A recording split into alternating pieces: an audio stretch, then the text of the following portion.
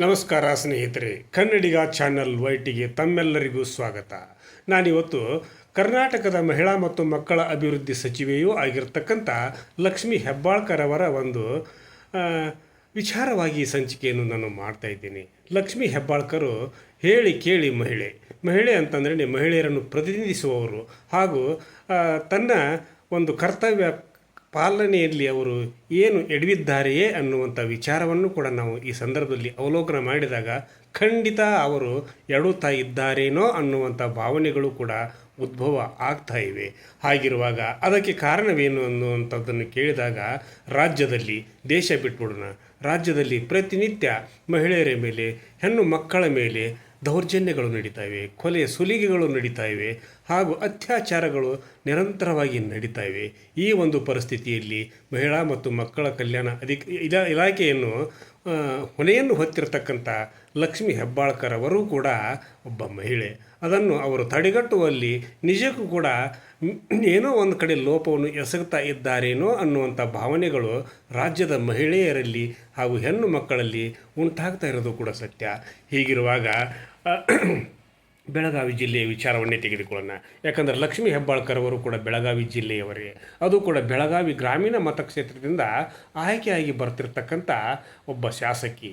ಹೀಗಿರುವಾಗ ಆ ಶಾಸಕರಿಗೆ ಇರತಕ್ಕಂಥ ಒಂದು ವಿಚಾರವನ್ನು ನಾವು ನೆನಪು ಮಾಡಿಕೊಂಡಾಗ ರೈತರ ಒಂದು ಬೇಡಿಕೆಗಳಿಗಾಗಿ ಸಕ್ಕರೆ ಕಾರ್ಖಾನೆಗಳಿಂದ ಅವರು ಬೇಡ್ತಿರ್ತಕ್ಕಂಥ ಕೇವಲ 3,500 ರೂಪಾಯಿಗಳ ಬೆಲೆಯನ್ನು, ಅದು ಒಂದು ಕ್ವಿಂಟಲಿಗೆ ಕೇಳ್ತಿರ್ತಕ್ಕಂಥ ಈ ಸಂದರ್ಭದಲ್ಲಿ ಮಾಡ್ತಿರ್ತಕ್ಕಂಥ ರೈತರ ಒಂದು ಹೋರಾಟವನ್ನು ನೆನಪು ಮಾಡಿಕೊಂಡಾಗ ಲಕ್ಷ್ಮೀ ಹೆಬ್ಬಾಳ್ಕರ್ ಅವರು ಆಸ್ಟ್ರೇಲಿಯಾದಲ್ಲಿ ನಡೀತಿರ್ತಕ್ಕಂಥ ಆಸ್ಟ್ರೇಲಿಯಾ ಮತ್ತು ಭಾರತ ಕ್ರಿಕೆಟ್ ತಂಡದ ನಡೀತಿರ್ತಕ್ಕಂಥ ಒಂದು ಆಟವನ್ನು ನೋಡ್ತಾ, ಮಜಾ ಮಾಡ್ತಾ, ಚಪ್ಪಾಳೆ ತಟ್ತಾ, ಕೇಕೆ ಹಾಕ್ತಾ ತಮ್ಮ ಒಂದು ಪ್ರಸ್ತುತಿಯನ್ನೇ ಕಳೆದುಕೊಳ್ತಾ ಇದ್ದಾರೇನೋ ಅನ್ನುವಂಥ ಭಾವನೆಗಳು ಕೂಡ ಉಂಟಾಗ್ತಾ ಇವೆ. ಹಾಗೆ ಆಗಬಾರ್ದು. ನೀವು ಮಾಡಿರಿ, ಎಂಜಾಯ್ ಮಾಡಿರಿ, ಹಾಗೂ ನೀವು ಕ್ರಿಕೆಟ್ ಅಭಿಮಾನವನ್ನು ಬೆಳೆಸಿಕೊಟ್ಟು ತಪ್ಪೇನಿಲ್ಲ. ಆದರೆ ನಮ್ಮ ರೈತರಿಗೆ, ನಮ್ಮ ಮಹಿಳಾ ಮತ್ತು ಮಕ್ಕಳ ಕಲ್ಯಾಣ ಇಲಾಖೆಯಾಗಿರ್ತಕ್ಕಂಥ ಮಹಿಳೆಯರಿಗೆ ಹಾಗೂ ಹೆಣ್ಣು ಮಕ್ಕಳಿಗೆ ಆಗ್ತಿರ್ತಕ್ಕಂಥ ದೌರ್ಜನ್ಯ, ದಬ್ಬಾಳಿಕೆ, ಕೊಲೆ ಸುಲಿಗೆ ಹಾಗೂ ನಿರಂತರ ಅತ್ಯಾಚಾರಗಳನ್ನು ನೀವು ಒಮ್ಮೆ ಅವಲೋಕನ ಮಾಡಿಕೊಂಡಾಗ ನಿಮಗೆ ಅರ್ಥ ಆಕೈತಿ. ಯಾಕಂದರೆ ನೀವು ಕೂಡ ಒಬ್ಬ ಮಹಿಳೆ, ನೀವು ಕೂಡ ಒಬ್ಬ ತಾಯಿ, ನೀವು ಕೂಡ ಒಬ್ಬ ಮಾತೃ ಹೃದಯದ ಒಂದು ಜೀವ ಅನ್ನುವಂಥ ಭಾವನೆಯನ್ನು ಕೂಡ ನಾನು ಹೊಂದಿದ್ದೇನೆ. ಹೀಗಿರುವಾಗ ಈಗ ರೈತರ ಒಂದು ಕಷ್ಟವನ್ನು ನೀವು ಯಾವತ್ತಾದರೂ ರೈತರ ಬಗ್ಗೆ ಯಾವುದಾದ್ರೂ ಒಂದು ಚಕಾರ ಶಬ್ದವನ್ನಾದರೂ ಕೂಡ ಎತ್ತಿದ್ದೀರಾ ಮೇಡಮ್ ನೀವು? ಇಲ್ಲ. ಇಲ್ಲಿವರೆಗೂ ಕೂಡ ರೈತರ ಪರವಾಗಿ ಒಂದು ಮಾತನ್ನು ಕೂಡ ನೀವು ಆಡಿದ್ದೇ ನಮಗೆ ಯಾರಿಗೂ ಗೊತ್ತಿಲ್ಲ. ಹೀಗಿರುವಾಗ ರೈತರು ನಡೆಸ್ತಿರ್ತಕ್ಕಂಥ ಹೋರಾಟ, ಚಳುವಳಿ ಹಾಗೂ ಅವರ ಒಂದು ಬೇಡಿಕೆಗಳ ಬಗ್ಗೆ ನೀವು ಸರ್ಕಾರದ ಗಮನಕ್ಕೆ ಯಾಕೆ ತರ್ತಾ ಇಲ್ಲ, ಹಾಗೂ ನೀವು ಯಾಕೆ ಹೇಳಿಕೆಯನ್ನು ನೀಡ್ತಾ ಇಲ್ಲ, ಹಾಗೂ ಅದರಲ್ಲಿ ನೀವು ತಾತ್ಸಾರ ಹಾಗೂ ಉದಾಸೀನ ಭಾವನೆಯನ್ನು ತಳೆದಿದ್ದೀರಿ ಅನ್ನುವಂಥ ಒಂದು ಅಭಿಪ್ರಾಯಕ್ಕೆ ನಾವೆಲ್ಲರೂ ಕೂಡ ಬರಬೇಕಾಗಿದೆ. ಹಾಗಾದರೆ ನಿಮ್ಮ ಒಂದು ಅಧಿಕಾರ ಇದ್ದರೆಷ್ಟು ಹೋದರೆಷ್ಟು ಅನ್ನುವಂಥ ವಿಚಾರಕ್ಕೂ ಕೂಡ ಜನರು ಬರ್ತಾ ಇದ್ದಾರೆ. ಹಾಗಿರುವಾಗ ನೀವು ದುಡ್ಡು ಖರ್ಚು ಮಾಡ್ತೀರಿ, ನೀವು ಅದನ್ನು ಕೊಡ್ತೀರಿ, ಏನೇನೋ ಒಂದು ಕೊಟ್ಟು ನೀವು ಆರಿಸಿ ಬರುವಂಥ ಒಂದು ಪ್ಲ್ಯಾನನ್ನು ಹಾಕ್ಕೊಂಡಿರ್ತೀರಿ. ನೀವು ಹೇಗಾದರೂ ಬರೀ ಏನಾದರೂ ಮಾಡಿರಿ, ಆದರೆ ರೈತರಿಗೆ ಆಗ್ತಿರ್ತಕ್ಕಂಥ ಈ ಸಂದರ್ಭದಲ್ಲಿ ಅನ್ಯಾಯವನ್ನು ತಡೆಗಟ್ಟುವಲ್ಲಿ ನಿಮ್ಮ ಪಾತ್ರವೇನು? ಯಾಕಂದರೆ ನಿಮ್ಮ ಒಂದು ಶುಗರ್ ಫ್ಯಾಕ್ಟ್ರಿಯೂ ಕೂಡ ಇದೆ, ನಿಮ್ಮ ಸಹೋದರರಿಗೂ ಕೂಡ ಒಂದು ಸಹಕಾರಿ ಸಕ್ಕರೆ ಕಾರ್ಖಾನೆಯ ಆಡಳಿತವನ್ನು ಕೂಡ ನೀವು ಕೊಡಿಸಿದ್ದೀರಿ ಕೂಡ. ಆ ನಿಟ್ಟಿನಲ್ಲಿ ಆ ರೈತರಿಗೆ ಆಗ್ತಿರ್ತಕ್ಕಂಥ ಅನ್ಯಾಯ ಹಾಗೂ ಅವರು ಬೇಡ್ತಿರ್ತಕ್ಕಂಥ ಒಂದು ಕನಿಷ್ಠ ಬೆಲೆಯನ್ನು ಕೂಡ ಕೊಡುವಂತೆ ನೀವು ಸಕ್ಕರೆ ಕಾರ್ಖಾನೆಗಳ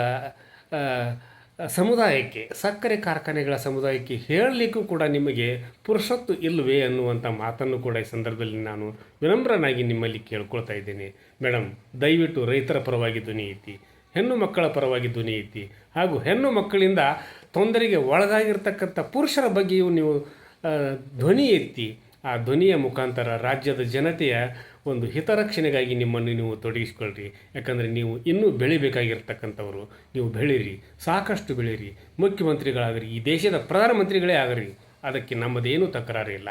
ಆದರೆ ಸಾರ್ವಜನಿಕರ ಹಾಗೂ ಬಡ ರೈತರ ಹಾಗೂ ಜೊತೆಗೆ ಆ, ಆ, ಇನ್ನು ಅಬಲೆಯಾಗಿರ್ತಕ್ಕಂಥ ಹೆಣ್ಣು ಮಕ್ಕಳಿಂದ ಶೋಷಣೆಗೊಳಗಾಗಿರ್ತಕ್ಕಂಥ ಒಳ್ಳೆಯ ಗಂಡು ಮಕ್ಕಳ ಪರವಾಗಿಯೂ ಕೂಡ ನೀವು ಮಾತಾಡುವುದು ನಿಮ್ಮ ಧರ್ಮ ಅಲ್ಲವೇ, ನಿಮ್ಮ ಕರ್ತವ್ಯ ಅಲ್ಲವೇ? ನಿಮ್ಮ ಒಂದು ರಾಜಕೀಯದ ಒಂದು ಇತಿಹಾಸವನ್ನು ನಾವು ನೋಡಿದಾಗ ನಿಜಕ್ಕೂ ಕೂಡ ನಿಮ್ಮಲ್ಲಿ ನಾವು ಎಂತೆಂಥ ಒಂದು ಭಾವನೆಗಳನ್ನು ಇಟ್ಕೊಂಡಿದ್ದೇವೆ, ಆ ಭಾವನೆಗಳಿಗೆ ನೀವು ಯಾವತ್ತೂ ಕೂಡ ಧಕ್ಕೆ ತರೋದಿಲ್ಲ ಅನ್ನುವಂಥ ವಿಶ್ವಾಸವು ಕೂಡ ನಮ್ಮೆಲ್ಲರಿಗೂ ಕೂಡ ನಿಮ್ಮ ಮೇಲೆ ಇದೆ. ಅದನ್ನು ಉಳಿಸ್ಕೊಳ್ರಿ, ಅದನ್ನು ನೀವು ಬೆಳೆಸ್ಕೊಳ್ರಿ, ಅದನ್ನು ನೀವು ಕಾರ್ಯಾಚರಣೆಗೆ ತರುವಂಥ ನಿಟ್ಟಿನಲ್ಲಿ ಕೆಲಸ ಕಾರ್ಯಗಳನ್ನು ಮಾಡಿರಿ.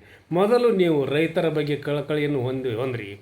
ಆ ರೈತರ ಶಾಪವನ್ನು ನೀವು ಯಾವತ್ತೂ ಕೂಡ ಮರಿಬಾರ್ದು. ಅದನ್ನು ನಿಮಗೂ ಕೂಡ ನಾವೇನು ತಿಳಿಸ್ಕೊಡ್ಬೇಕಾಗಿರೋದಿಲ್ಲ. ಯಾಕಂದರೆ ನೀವು ಕೂಡ ಒಬ್ಬ ರೈತನ ಮಗಳಾಗಿ ರೈತರಿಗೆ ಆಗ್ತಿರ್ತಕ್ಕಂಥ ಕಷ್ಟ, ನಷ್ಟ, ನೋವು, ಅವಾಗ ಸಂಕಟ ಎಲ್ಲವೂ ಕೂಡ ನಿಮಗೂ ಕೂಡ ಅರಿವಿಗೆ ಇದೆ. ಅದನ್ನು ನೀವು ತೋರ್ಪಡಿಸ್ಕೊಳ್ತಾ ಇಲ್ಲ. ಯಾಕಂದರೆ ನೀವೀಗ ಸುಖದ ಸುಪ್ಪತ್ತಿಗೆಯಲ್ಲಿ ತೇಲಾಡ್ತಾ ಇದ್ದೀರಿ. ಕ್ರಿಕೆಟ್ ಆಟದ ಮೋಜಿನಲ್ಲಿ ನೀವು ತೇಲಾಡ್ತಾ ಇದ್ದೀರಿ. ನಿಮಗೆ ಒಂದು ಬೆಂಗಳೂರಿನಂಥ ಸಿಟಿಯ ಒಂದು ವ್ಯಾಮೋಹ ಉಂಟಾಗಿದೆ ಅನ್ನುವಂಥ ಭಾವನೆಗಳು ಕೂಡ ಸಾರ್ವಜನಿಕರಲ್ಲಿ ಉಂಟಾಗ್ತಾ ಇವೆ. ಅದನ್ನು ಹೋಗಲಾಡಿಸಬೇಕಾದ್ರೆ ನೀವು ನಿಜಕ್ಕೂ ಕೂಡ ರೈತರ ಪರವಾಗಿದ್ದೇನೆ, ಮಹಿಳೆಯರ ಪರವಾಗಿದ್ದೇನೆ, ಮಹಿಳೆಯರಿಂದ ತೊಂದರೆಗೊಳಗಾಗಿರ್ತಕ್ಕಂಥ ಪುರುಷರ ಪರವಾಗಿದ್ದೇನೆ, ಸಾರ್ವಜನಿಕರ ಪರವಾಗಿ ನಾನು ಇದ್ದೇನೆ ಅನ್ನುವಂಥ ಒಂದು ಮಾತನ್ನು, ಆತ್ಮವಿಶ್ವಾಸದ ಮಾತನ್ನು, ಎಲ್ಲರಿಗೂ ನೀವು ನ್ಯಾಯವನ್ನು ಒದಗಿಸಿಕೊಡುವಂಥ ಒಂದು ಕರ್ತವ್ಯವನ್ನು ನೀವು ಪರಿಪಾಲನೆ ಮಾಡಿಕೊಂಡಿದ್ದೇನೆ ಅಂತಂದರೆ ನಿಮಗೆ ಎಲ್ಲರೂ ಕೂಡ ಕೃತಜ್ಞರಾಗಿರ್ತಾರೆ. ಈ ನಿಟ್ಟಿನಲ್ಲಿ ನೀವು ಸಾಕಷ್ಟು ಪರಿಶ್ರಮ ಪಡಬೇಕಾಗಿದೆ ಮೇಡಮ್.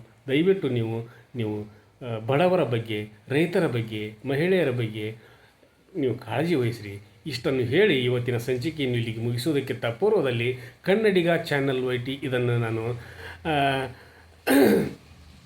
ಮಾಡ್ತಾ ಇರೋದು ಒಳ್ಳೆಯ ಕೆಲಸಗಳಿಗಾಗಿ, ಒಳ್ಳೆಯವರಿಗಾಗಿ ಹಾಗೂ ಒಳ್ಳೆಯ ಒಂದು ಸಮಾಜಕ್ಕೆ ದಾರಿದೀಪವಾಗುವಂಥ ಸಂಚಿಕೆಗಳನ್ನು ಮಾಡ್ತಾ ಇದ್ದೇನೆ. ಜೊತೆಗೆ ಈ ಸಂಚಿಕೆಗಳನ್ನು ನೀವು ಫೇಸ್ಬುಕ್ನಲ್ಲಿಯೂ ಕೂಡ ನೋಡ್ಬೋದು. ಪ್ರತಿಯೊಬ್ಬರು ಕೂಡ ಈ ಸಂಚಿಕೆಗೆ ನೀವು ಆಶೀರ್ವಾದ ಮಾಡಿರಿ. ನಿಮ್ಮೆಲ್ಲರ ಬೆಂಬಲ, ಪ್ರೋತ್ಸಾಹ ನನಗೆ ಅತಿ ಅವಶ್ಯಕ.